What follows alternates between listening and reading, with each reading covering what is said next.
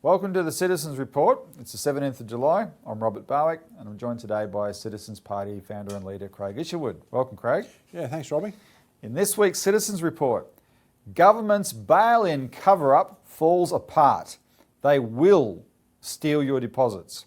The question is, and we're going to see, why is the government, opposing this amendment, which is so simple? Yep. Is because, as we're continually seeing, particularly this week, that that's not their intention. No, and it's the way they've opposed it too. So which we're going to go through now in a bit of detail, because like I said, the headline for this segment is government's bail-in cover-up falls apart. They will steal your deposits because we laid a trap for them. The government. We said, hang on, that's not clear enough. The government said, no, we don't. The government said, as you highlighted a few weeks ago, Craig, trust us. That was the sense of their argument. We said, well, look, a simple amendment can clarify it, and they don't want that. But this is what in order to make that case, though, they've exposed themselves quite a bit. And this has been revealed in what is really an excellent article on ABC's website yesterday. The headline is Coronavirus Crisis Heightens Fears Bank Deposits Could Be Wiped Out Under Ambiguous Laws. And I want to read the opening, and this is by Business Report and the SimCadem, and I want to read the opening of that article. This is a quote. Imagine you woke up one day to find your bank account had been wiped out. Your entire life savings has evaporated overnight, but not because some anonymous fraudster had stolen it. It happened because the very banking institution that regulators have repeatedly told you is, quote, unquestionably strong, has faltered. The bank has taken your deposit and converted it into shares to ensure its own survival. You now own those shares, but you've taken on more risk than you signed up for, and there's a possibility those shares could end up being worthless. This is a scenario of a bank moving to bail in your money. If you think this is totally impossible, think again. It happened in Cyprus not so long ago. And then the Sim goes through various aspects of what has been brought up in the campaign so far.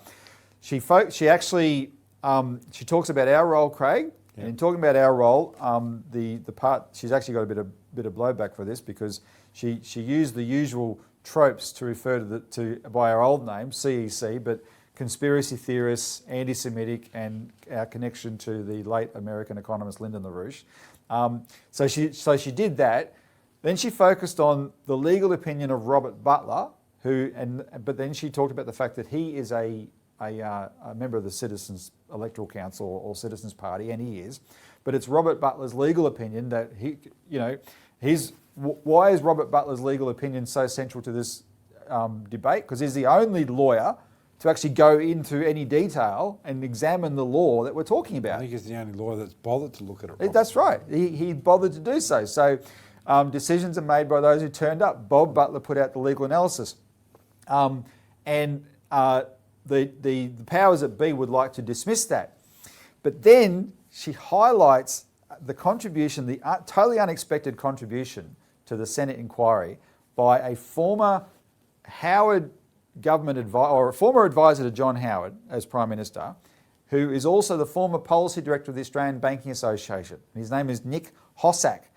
And Nick Hossack made a submission where he agreed that the law needs clarifying. And that's all we're trying to prove here. The law needs clarifying. He agreed that's the case. But then he said it should be clarified the other way to be made explicit that deposits can be bailed in. Yeah. Right? He wants deposits bailed in. Now, he had a dry economic argument for that, which is that if deposits can be bailed in, that imposes market discipline and banks will be more likely to make sensible decisions. That's the logic. But nevertheless, someone of his standing, he's now saying what we're saying, that this thing needs clarity. Now, Craig, before I go on, I want you to respond to what Nick said, because he's saying the way to make sure banks behave properly is to have bail-in so they're disciplined. There is another way, isn't there? Well, of course there is, and that is, first of all, passing Senator Roberts' amendment, but also go with the Glass-Steagall amendment that we've proposed and been campaigning for many times. Separate the banking system out from the boring banking, which is your normal commercial retail banking system, which is your deposits, your lending for normal commercial purposes, from all the investment banking, the speculative stuff that's creating enormous problems in the system. Robbie, I really do find it interesting when in Naseem's article at the end there, where she says, politically, it is likely the government will remain reluctant to change the law to more clearly state that there will not be bail-ins.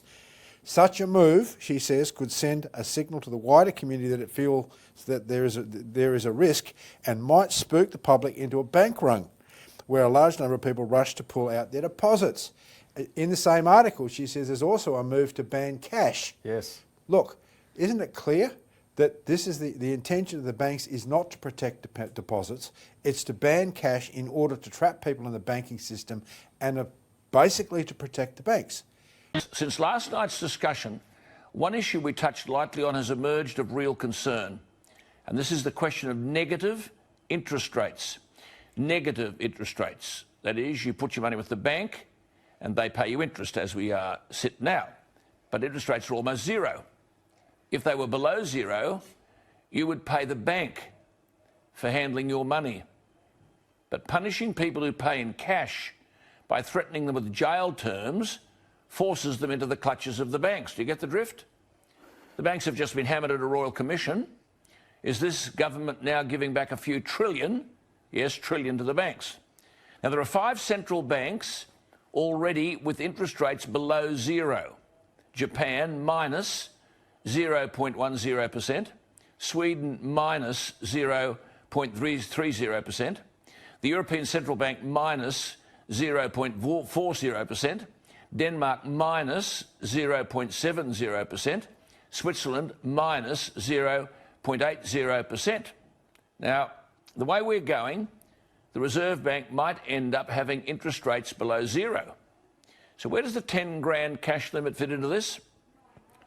Because of dreadful returns, bank deposits have been falling. Customers would rather hoard their money than stick it in the bank. But according to the most current data available, this is terrifying. As at the 28th of February, total bank deposits were $2.12 trillion. Stay with me for the math, as the Americans would say.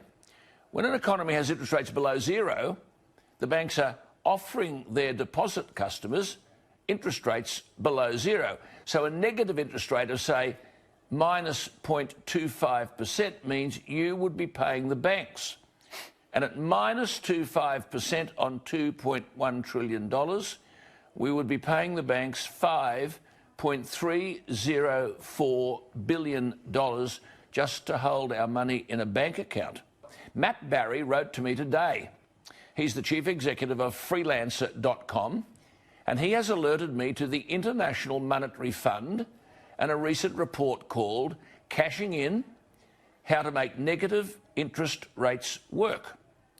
I asked him to join us tonight. He's right here beside us. Matt, good evening. Thank you for your time. Thanks, Is this the Reserve Bank in step with everybody else trying to get the interest rates below zero, and the banks then make a pretty penny?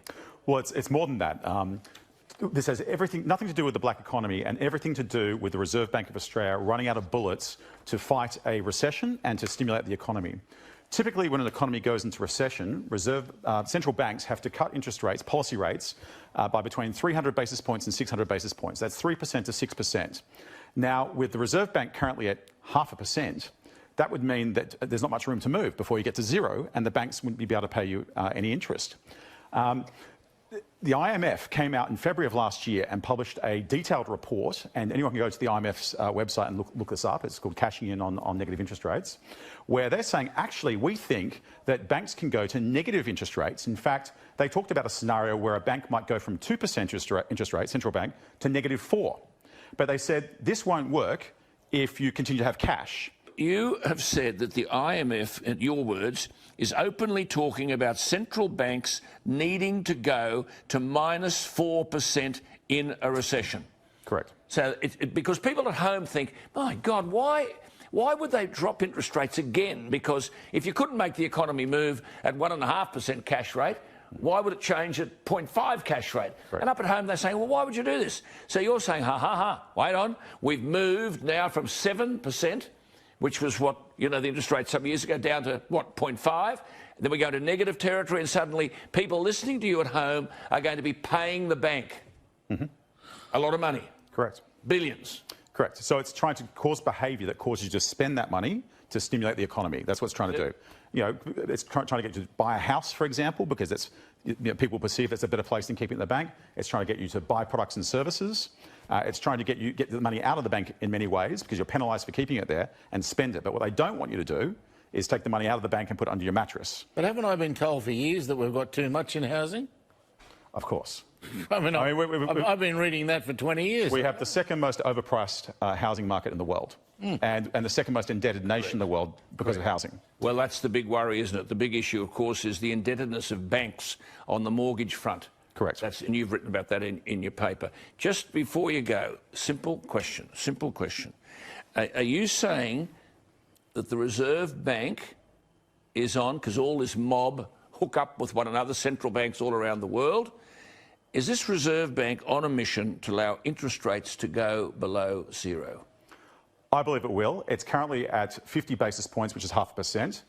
The way the system works in Australia is a corridor system, so effectively it's actually at 0.25% already.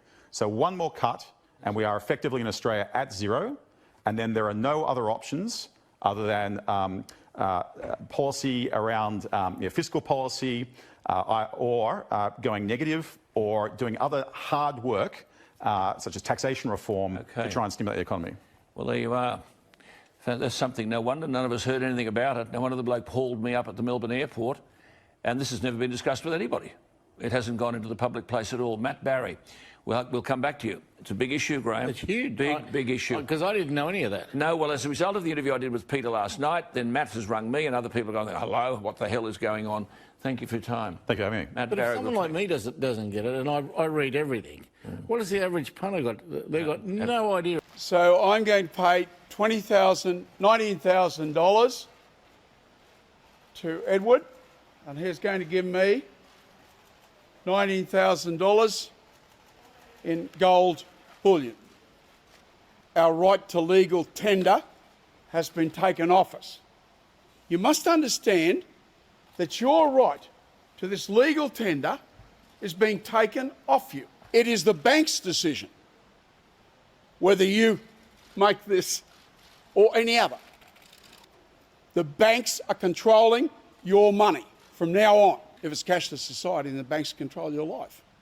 And if you think the bank's not going to use that power, well, read the Fin Review. And when the average bloke out there, working hard to make a quid, finds out that his bank's got control of his money, then God help the politician. It really wasn't until this week, when I started getting those telephone calls, that I understood the full ramifications of what is taking place here. If you've got no cash, you've got no legal tender, then the banks control your life. They're going to have control of your money, not you. And if you try and take it out, the money out and use it, sorry, babe, you can't do that. Because what we have learnt in the last 24 hours is the government has just come out with their submissions have been published, as in the Treasury. And here's the thing, last week I'm told by the banking industry, unnecessary in their view, and they said this is what you're going to hear next week. And what did the Treasury submission say? Unnecessary.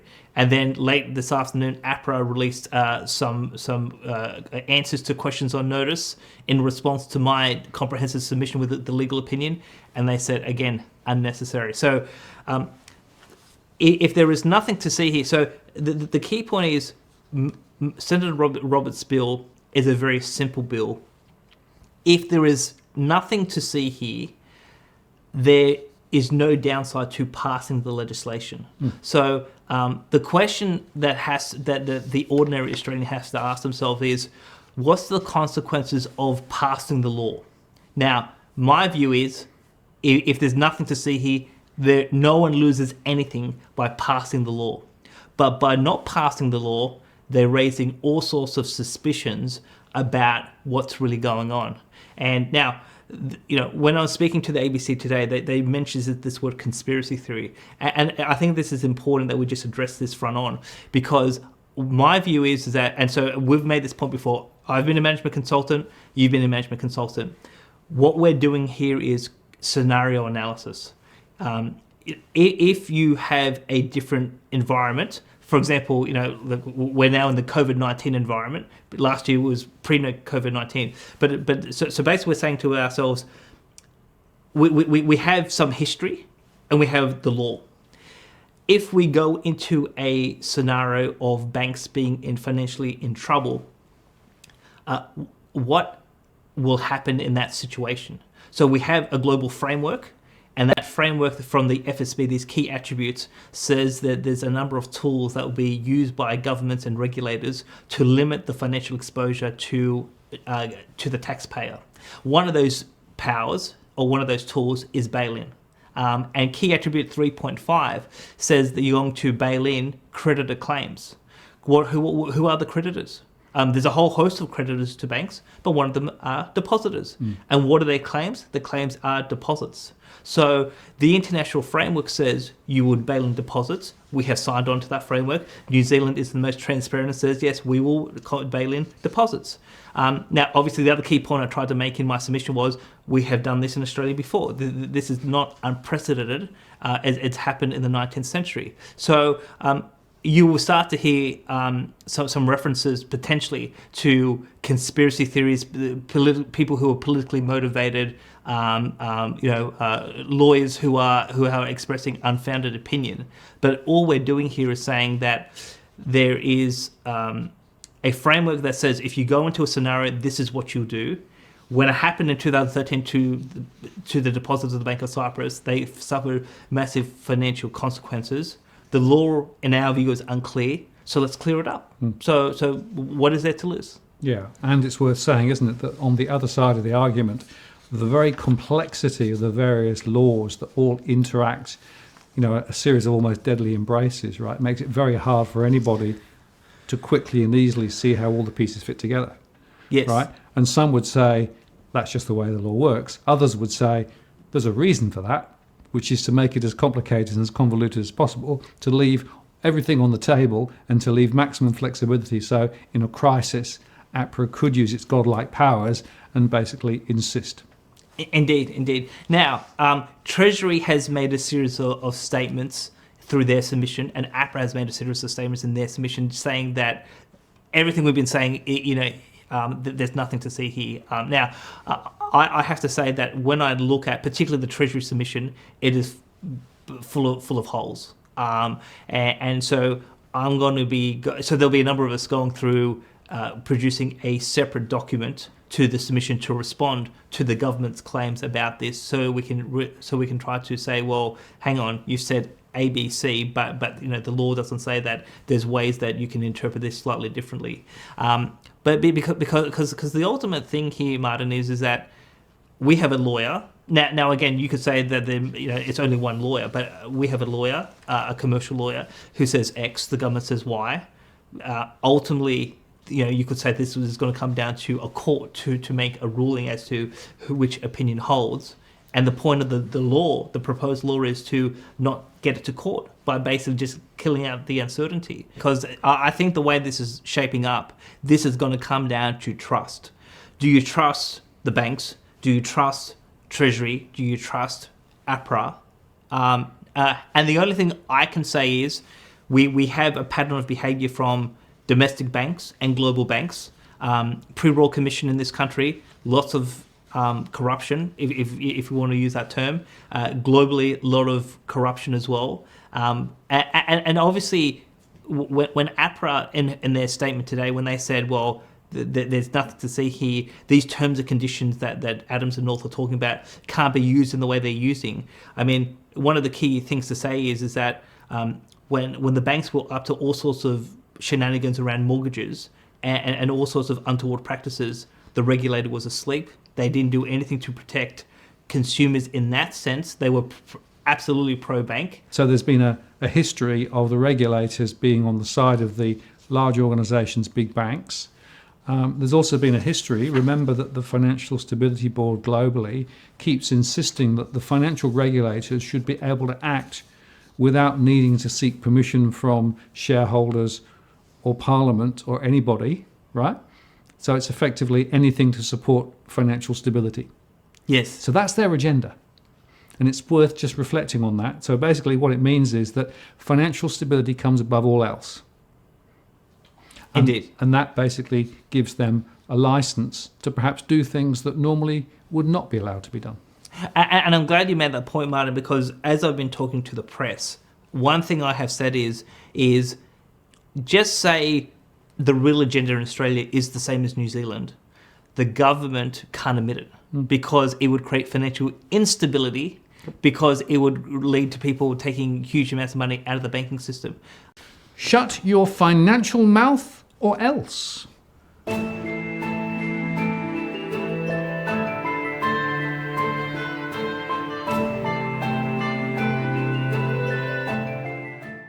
Martin North, John Adams, in the interest of people. Hello, John. Hello, sir. Bit of a threat there. It is. We have some shocking news to share with our audience. And when I heard this from both direct and indirect sources over the last 48 hours, I was sort of gobsmacked with what's really going on in Australia, and how is this country really running? Because I think what we think is happening is not really happening. So obviously I want to protect some of the sources that I have, but it was brought to my attention, again through direct and indirect sources, that APRA has been placing pressure on members of the mainstream media not to talk about the issue of bail-in or the legislation before Parliament. The reasoning that was given was that talking about this openly would cause financial instability, and obviously the role of APRA is to promote financial stability. So they basically have been saying that this whole process has been counterproductive. Nothing to see here. Don't talk about it, and don't contemplate the ideas of one nation because they're a bunch of crazy people. Right. So there's two things there. The first is this bill, which is in Parliament. Yes. They don't want people to talk about it. Yes, right? because talking about it will create more harm than good. Yeah. Even though it is a fact that this is before Parliament. Yeah. Okay. And then the second is they're also taking a political stance. Absolutely. Right. That's pretty shocking, isn't it? Of course. Of course. The role of the regulator is to implement the law. Parliament is sovereign, and Parliament is supposed to write the law and basically represent the interests of the public. So here we are, trying to educate the public through this channel. Now, one of the challenges we've had, and one of the question marks from our audience and the broader community who know who we are, is, well, surely Adams and North are conspiracy theorists because some of the things they say is not talked about by the mainstream media. And it's fair to say that on a whole range of topics that we've covered over the last 2 years, I've made approaches to various members of the press, and you have as well. Yep. And what we have found on a lot of occasions that we don't want to touch these particular topics. So, maybe you want to elaborate on that in terms of when you've approached the main elements of the mainstream media and they said, whether it's the cash ban, bail-in, or some of these other topics, debt bubble. No, look, we don't talk about that. Yeah, well, it's a consistent theme that I can say, John, is that where I get to what I think are critical issues, for example, the debt, the fact we've got too much debt in Australia and it's really hurting Australians. They'll go for the mortgage stress piece because that's relatively benign, but they won't go behind it to say, why is it like this, right? So people just say, we don't want to go there, right? I also tried to engage with a number of journalists before the Senate inquiry submission period closed with regard to this current piece of legislation, because I felt that this was a really important thing that they were exploring and it needed to have some attention. But no, nobody wanted to go near it until the submission period had shut, right? Which seems a bit weird. Yes. And I've had similar things with some of the other issues. So if I think some of the banking related issues. So a few years ago, I was on about the fact that banking fees in Australia relative to other countries are much higher. And the margins that banks get on their business in Australia is a whole lot higher. And it's nothing to do with wonderfully well-managed businesses. It's just that Australians are being screwed over.